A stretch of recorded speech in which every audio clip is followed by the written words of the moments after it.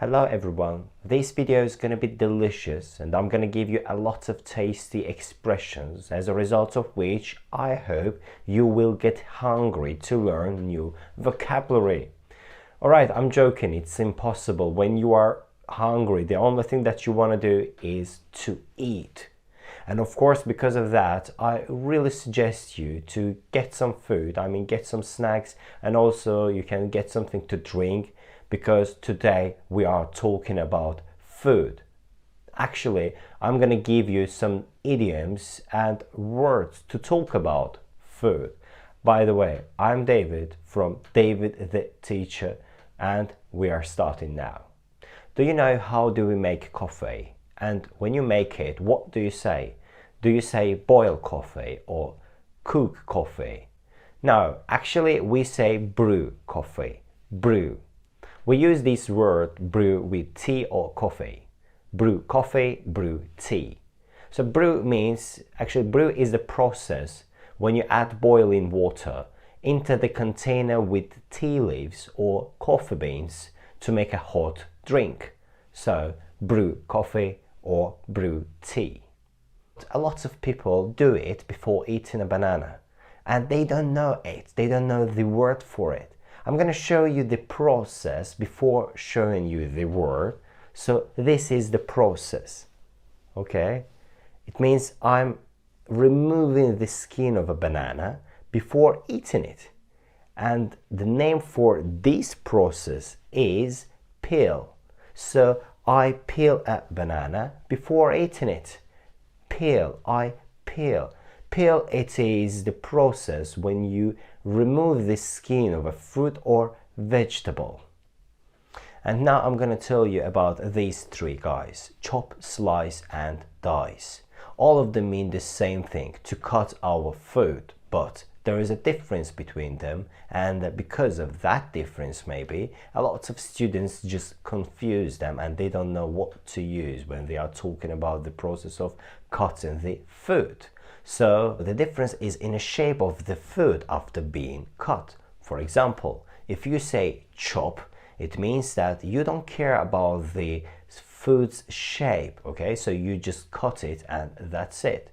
But slice means when you cut the food into thin, flat pieces. And we say dice when we cut the food into small squares. So, do you see the tool? The name of this tool is whisk. And I hope that you know what do we do with it. So we do this. This is the process. And actually the name of this process or action is the same as the name of the tool. Whisk. Alright? Somebody wasn't creative, and as a result of that, you're gonna learn it easily. So the tool is whisk, and the process also is whisk. So briefly, when you beat eggs or cream, you whisk it. For example, whisk the egg, then add sugar. Whisk the egg, then add sugar. Or whisk the cream until it's whipped. Whisk the cream until it's whipped. Alright? By the way, you might use different tools to whisk something, like a spoon or fork, and it means you don't need a tool, whisk, to use the verb whisk. The process, the action. I think if we conduct a survey and the question will be, what do you like for breakfast? The first place will go to eggs. And there are several ways of cooking eggs: scrambled eggs, poached eggs, boiled eggs, and sunny side up. The easiest one is boiled eggs. It's when you cook eggs in boiling water. We can also cook poached eggs by boiling it, but the only difference is we remove the shell before putting eggs in boiling water. Sunny side up is my favorite one because that was the first meal that I prepared when I was something like 7 or 8 years old. It is when we fry the egg until white is set but yolk is runny. By the way, we don't flip it and we serve it with the yolk up. And the last one is scrambled eggs. It is when you stir the egg yolk and white together and cook. That's it. And I hope now you know the difference between boiled egg, scrambled egg, poached egg and sunny side up. If so, let's move to the next one. We usually use this word to describe any separate parts of a meal. For example, 1-course meal, 2-course meal, or 3, 4, 5, 6-course meal. For example, your membership, sir, includes 3-course dinner in our hotel's fine restaurant. Your membership includes 3-course dinner in our hotel's fine restaurant. The average cost of full 3-course meal, appetizer, main course and dessert, including a modest wine, is $40. The average cost of full 3-course meal, appetizer, main course and dessert, including a modest wine, is $40. The next expression is my favorite one, and it's an idiom. We use it to say that the food is absolutely delicious, and we say mouth-watering. Mouth-watering. For example, they make such mouth-watering cakes that I can't wait to go over and taste it.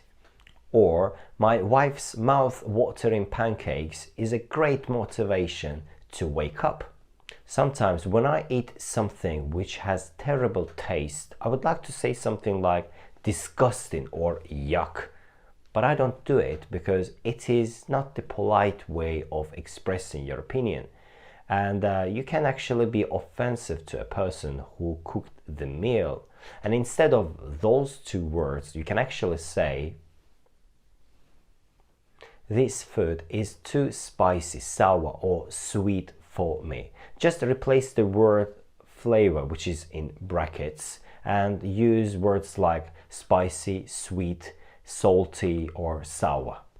But if you don't like the person who cooked the meal and you would like to sound sarcastic, you may say something like, this is such an aesthetic food for such a simple man as me.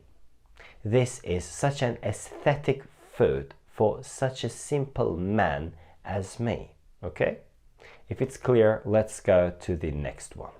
We use this phrase to describe the taste that the food leaves behind in a person's mouth after swallowing it. We say aftertaste. Aftertaste. For example, I hate aftertaste medicine leaves behind.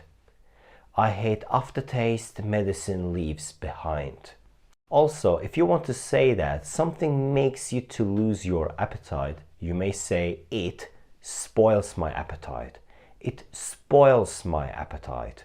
For example, although everybody praised the cook's skills, the smell of the meal spoiled my appetite. Okay? The smell of the meal spoiled my appetite. Or, oh my God, the taste spoiled my appetite. The taste spoiled my appetite. However, if you want to say that you do something to build an appetite, you're going to use this idiom. Work up an appetite. Work up an appetite. For example, I do a lot of exercises to work up an appetite. I do a lot of exercises to work up an appetite. Or, watching videos of people cooking something helps me to work up an appetite. Watching videos of people cooking something helps me to work up an appetite. So let's go to the last one, and I want to say that if you are a person who is keen on a nutritious meal which makes you feel that you have eaten enough, then you like square meal. Square meal. For example, I haven't eaten a square meal for 5 days. I feel constant hunger. I haven't eaten a square meal for 5 days. I feel constant hunger. All I need is being home, listening to music and tasting a delicious square meal. All I need is being home, listening to music and tasting a delicious square meal.